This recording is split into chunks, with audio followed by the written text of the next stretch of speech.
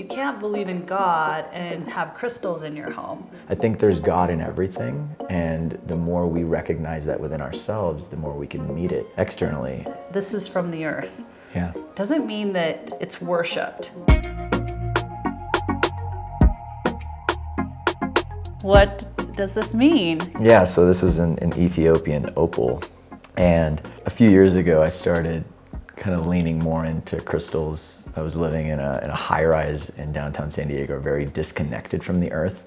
And so my way of connecting to Gaia, the earth, was actually through crystals, because I could adorn my place. And then as I started learning about crystals and I started connecting with them, I started seeing them everywhere. Mm-hmm. And so this specific piece, I remember going through a period of my life where I actually didn't know what the next step was to take, where I was always just like looking one step ahead. I couldn't see the horizon. It was hazy. And when I bought this piece, it just felt like a protection stone that I could put in my pocket, and it would help me connect to my intuition and just know that I need to know the 10 steps ahead. I just need to know the next step to take. And so when I was tuning into us, I was like, I wonder what we're going to talk about today. I wonder what today's conversation is going to be like. Maybe we can bring some allies into the room to support us in going deeper into our hearts and connecting to what's true and sharing from a place of deep authenticity. And that's what this person, or this little being, is here. Little person, I love that you're like this little being. This little entity is here to inspire. Wow, and actually as you were holding it and turning it, it like has this green, like... It's a little iridescent. So I want to ask you, I'm just going to go right to it. Do you think you can believe in God and believe in crystals at the same time? I think they're all the same. I mean, when I think of God, what is God? Let's start there.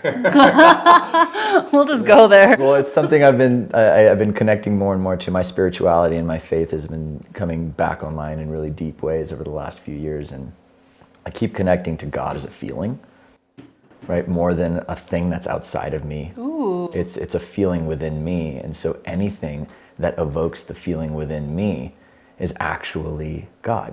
It has God-like qualities. So you, when I'm in your presence and you evoke something within me, I can see the God in you. I can feel the God in you. I can meet the divinity in you. Mm-hmm. It's the same with nature.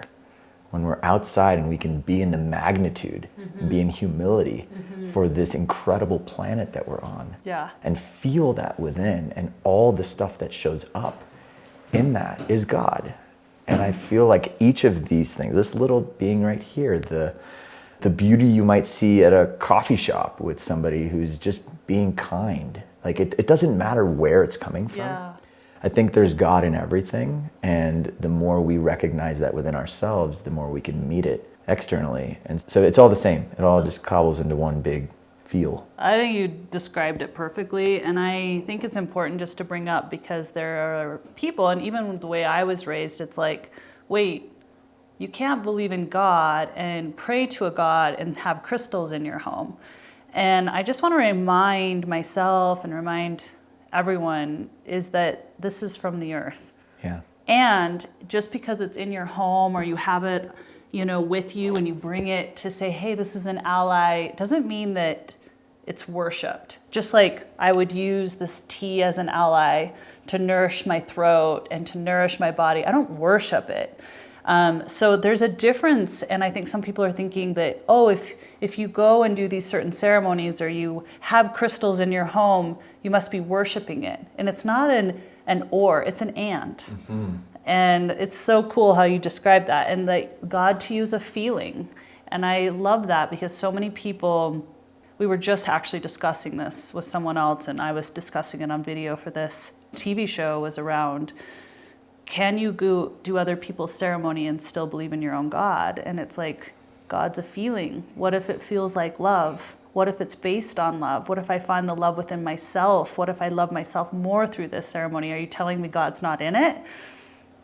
I mean, the way you even just described it to me, like when I think of the feeling, if I had to put a quality to it, it's unconditional love.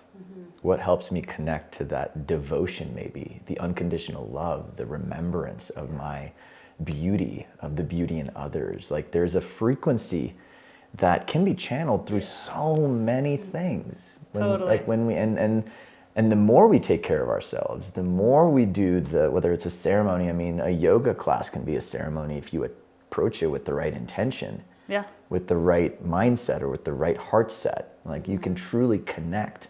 I think that connection, I think we live in a world where we're so disconnected from our bodies, so disconnected from our feelings, so disconnected from that truth Yeah. of who we are, that then we look outside of us to fulfill and to get the sparks. But I believe true spirituality is actually returning to the body, to being in the body, to inhabiting the body, to embodying all that we are. And I do feel like we need help because we've been conditioned to be in a society that is inherently disconnected. Yeah. And disconnected human beings are building disconnected entities and businesses and resources. And so it's perpetuating more of the disconnection. And so I do feel like, you know, these ancient technologies, the crystals, the yoga classes, the ceremonies, the deep, beautiful conversations like these, they're all serving a purpose to help us come back and remember.